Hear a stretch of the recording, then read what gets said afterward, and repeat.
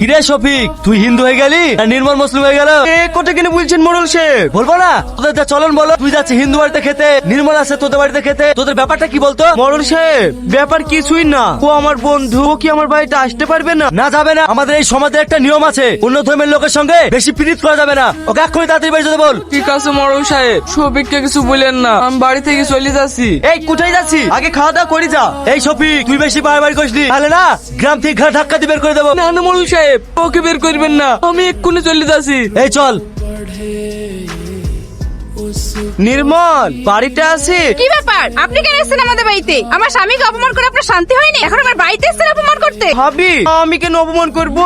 আমাদের গ্রামের মোড়ল উল্টো পাল্টা কথা বলি। আমার ছেলেকে প্ল্যান করে বের করে দিছো, তাড়াতাড়ি বাড়ি থেকে বেরিয়ে যাও, নাহলে ঘাট ধাক্কা দিয়ে বের করে দেবো। তুমি কাকে ঘাট ধাক্কা দিয়ে বের করে দেবো বলছো? ওখানে অপমান করবে, অপমান করেছে ওর গ্রামের লোক। এখনকার গ্রামে কান পাতার জো নাই, সবাই তোমার বন্ধুর নামই করছে। কে কি বলছো ও দেখে আমার লাভ নাই, আমাদের বন্ধুত্ব সারা জীবন থাকবে। এই শফিক তোরাই